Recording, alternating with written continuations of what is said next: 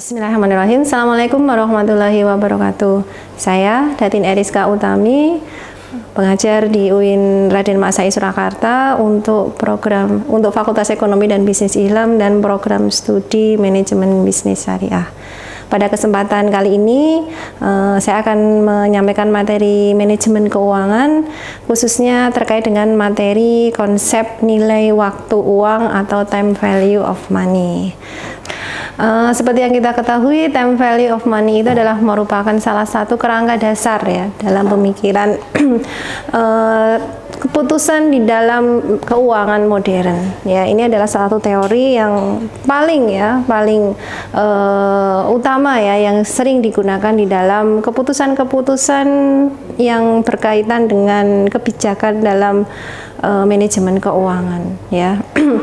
Beberapa aplikasi yang digunakan, aplikasi dari time value of money ini yang digunakan untuk pengambilan keputusan manajemen keuangan diantaranya adalah konsep biaya modal, kemudian analisis keputusan investasi, penganggaran modal, penilaian surat berharga. Itu adalah diantara konsep-konsep yang di dalam penggunaannya, di dalam analisisnya menggunakan analisis time value of money itu.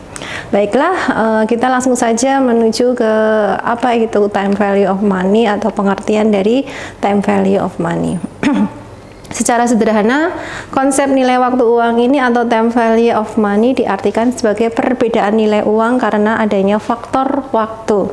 Contohnya misalkan seperti ini, uang 100.000 yang kita miliki saat ini tidak sama nilainya dengan 100.000 setahun yang akan datang. Ya, jadi beda nilainya, bukan beda angkanya ya. Kalau angkanya sama ya, 100.000 nolnya ada 5 ya, tetapi di sini berbeda nilainya. Nah, ini diakibatkan karena ada faktor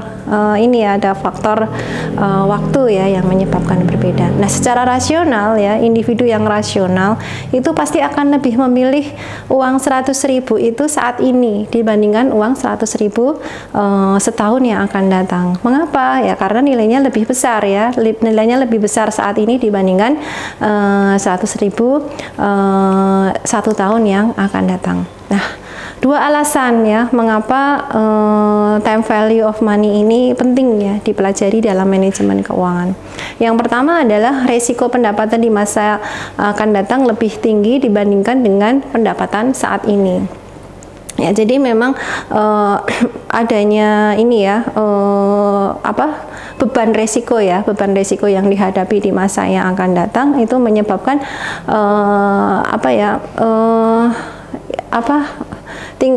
tingkat keuntungan ya, keuntungannya itu juga biasanya mengikuti ya, antara tingkat keuntungan dengan tingkat risiko itu senantiasa mengikuti ya, sehingga jika dibandingkan dengan saat ini ya, itu menyebabkan nilainya itu menjadi lebih tinggi saat ini dibandingkan yang akan datang. Kemudian yang kedua adanya biaya kesempatan atau opportunity cost ya, pendapatan di masa yang akan datang. Jadi contohnya misalkan uang 100.000 yang kita miliki tadi ya, misalkan kita investasikan saat ini ya, ini pasti akan bisa memberikan keuntungan ya, dibandingkan dengan jika uang 100.000 itu kita dapatkan 1 tahun yang akan datang. Nah, keuntungan inilah yang dikatakan sebagai biaya kesempatan ya, adanya biaya kesempatan yang bisa kita dapatkan ya. Sehingga di sini pentingnya kenapa time value of money ini ada di dalam manajemen keuangan. Seorang manajer keuangan itu harus betul-betul memikirkan ini ya dalam rangka untuk keputusan investasi ke depannya. Jadi jangan sampai seorang manajer keuangan itu salah dalam pengambilan keputusan terkait dengan berapa besarnya pendanaan yang harus dia siapkan ya terkait dengan investasi, terutama investasi jangka panjang perusahaannya. Seperti itu. Nah, ini penjelasannya dari yang tadi itu ya, terkait dengan faktor pentingnya mengapa time value of money ini penting ya di dalam manajemen keuangan. Baik, secara apa namanya timeline atau garis waktu bisa kita gambarkan seperti ini untuk penggambaran terkait dengan nilai waktu ini. Diibaratkan ada sebuah garis yang menggambarkan waktu ya, dimana tahun ke-0 ini digambarkan di titik kiri dan yang 1 tahun yang akan datang itu adalah merupakan waktu yang akan datang. Nah, misalkan untuk saat ini ya, saat ini kita memiliki uang 100.000, maka dengan adanya compound rate sebesar 10%, maka 1 tahun yang akan datang nilai uang kita sama ya dengan 110.000.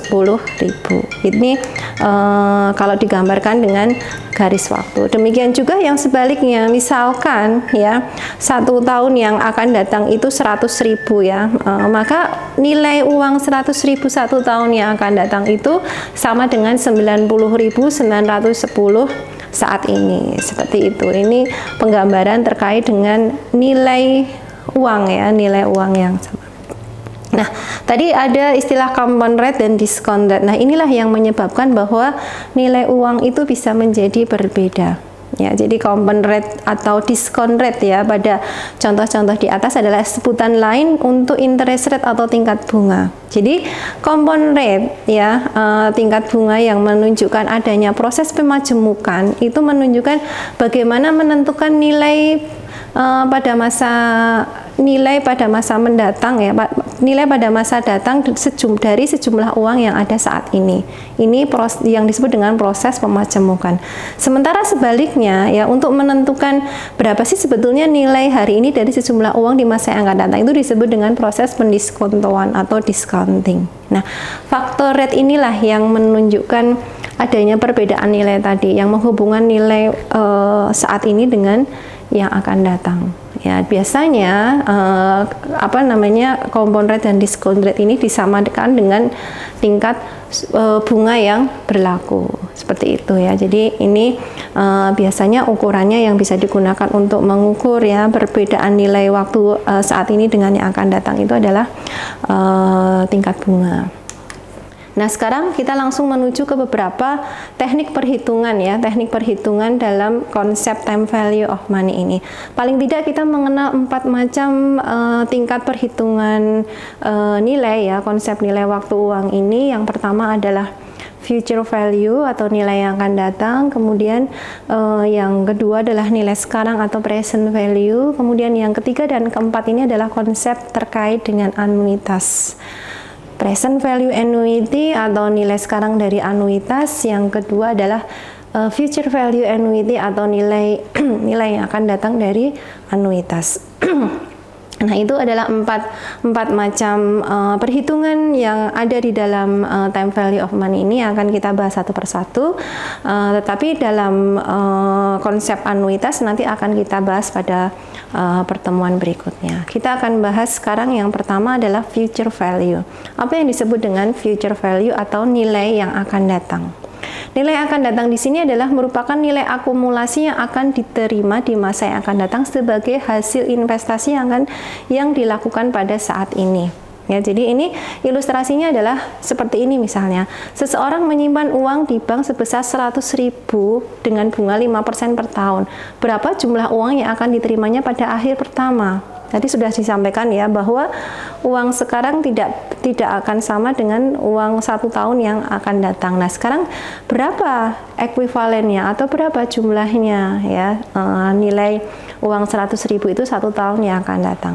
Sebagai ilustrasi kita bisa melihat gambar seperti ini ya, gambar timelinenya ya, 100.000 nilai sekarangnya atau present value-nya, sementara untuk future value-nya berapa ya dengan tingkat suku bunga ya 10%. Nah, penyelesaian dari kasus di atas kita bisa menggunakan formula seperti ini. ya. Jadi formulanya ya kita bisa menuliskannya dengan metode seperti ini. Baik metode tabel ya, artinya kita menghitung satu persatu kenaikannya atau pertumbuhannya ya, ataupun kita bisa secara langsung menuliskannya melalui rumus. Pada dasarnya ya, perubahan nilainya itu kita bisa menghitung secara per tahunnya. Jadi dikatakan 1 tahun itu akan tumbuh sebesar 5% ya, 5% atau 10% tadi. Contohnya 5% ya, sehingga pertumbuhannya adalah 5%. Sehingga di sini pada tahun pertama di dalam tabel ini akan tampak ya, akhir tahun pertama jumlah 100.000 yang kita miliki menjadi 105.000. Demikian seterusnya sampai dengan tahun ke-5. Jadi di akhir tahun ke-5 ya, uang 100.000 itu nilainya sama dengan 127.630. Nah, ini adalah konsep dari future value. Dan jika ya perhitungan ini disederhanakan, maka kita akan menghasilkan rumus seperti ini. Future value sama dengan present value dikalikan 1 plus I pangkat N. Tidak lain, ini adalah adopsi dari rumus pertumbuhan ya. Di dalam ilmu biologi kan ada pertumbuhan ya. Ini adalah sama ya rumusnya seperti itu. Sehingga rumus future value sama dengan present value dikalikan 1 plus I pangkat N, di mana present value adalah nilai sekarang, kemudian I itu adalah tingkat bunga yang berlaku, dan N adalah jangka waktunya, seperti itu. Nah, sementara untuk 1 plus I pangkat N itu disebut dengan istilah future value interest factor. Inilah yang bilangan atau sebuah angka yang menunjukkan pertumbuhannya atau yang memberikan hasil berbeda ya antara nilai sekarang dengan nilai yang akan datang. Ini yang disebut dengan future value interest factor. Sebetulnya nilai ini, hasil ini sudah ada ya di dalam tabel future value yang biasa ada di buku-buku manajemen keuangan, ataupun misalkan di tabel-tabel future value itu sudah dihitungkan ya. Besaran nilai 1 plus I pangkat N, seperti itu. Nah, sehingga kalau misalkan tabel ini diketahui, kita bisa langsung menghitung besarnya future value dengan menggunakan rumus yang kedua seperti yang ada di dalam bagan tersebut. Itu yang pertama. Kemudian selanjutnya ada proses yang disebut dengan pemajemukan. Artinya apa? Jika bunga dibayarkan lebih dari setahun sekali. Jika bunga dibayarkan lebih dari setahun sekali, maka ini dikenal dengan istilah pemajemukan bunga, yang kalau dituliskan dalam sebuah formulanya menjadi seperti itu. Artinya di dalam formula tersebut akan menghitung I-nya atau tingkat bunganya dibagi dengan jumlah berapa kali dibayarkan bunganya, kemudian jangka waktunya juga dikalikan dengan berapa kali bunga itu dibayarkan, seperti itu. Itu yang pertama. Nah, kemudian yang kedua dari konsep time value of money ini adalah kebalikannya, yaitu present value atau nilai sekarang. Kalau tadi kita mencari berapa nilai yang akan datang, maka yang sekarang kita akan mencari berapa nilai sekarang dari nilai sejumlah nilai yang akan datang yang diketahui. Seperti itu. Jadi present value ini adalah merupakan kebalikan ya dari future value. Jika di dalam future value tadi ya ada proses compounding ya, compound faktor ya. Lah, maka di sini di dalam proses present value ya ada yang disebut dengan proses pendiskontoan atau discounting faktor. Nah, kalau misalkan diformulakan ya untuk perhitungannya ya, kebalikannya dari perhitungan future value tadi. Kalau misalkan future value itu kita berarti mencari berapa tingkat pertumbuhannya ya dengan cara mengalihkan, berarti karena present value ini kebalikannya, berarti formulanya dibagi, sehingga kita bisa melihat di sini ya untuk rumusnya present value sama dengan future value dibagi 1 plus I pangkat N. I-nya adalah merupakan tingkat bunga, N-nya adalah jangka waktu. Sehingga kebalikannya untuk mencari mencari present value. Nah, kalau misalkan diilustrasikan ya, panahnya akan berbalik ya, berbalik seperti yang ada di dalam gambar itu, panahnya ke arah kiri, artinya panahnya itu ke arah nilai sekarang, seperti itu ya. Jadi present value ada di sebelah kiri, future value di sebelah kanan.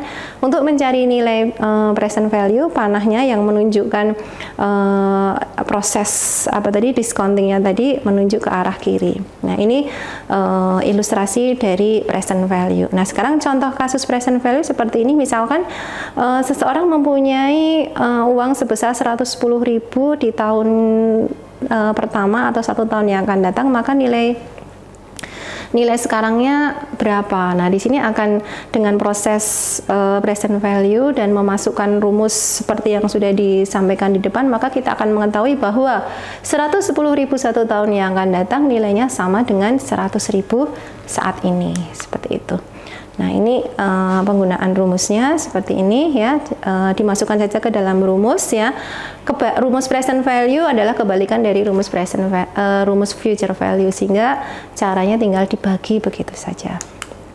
Nah, kemudian ada angka, tadi di dalam rumus ada angka 1 plus 1 per 1 plus I pangkat N. Nah, itu juga tidak lain adalah present value interest factor.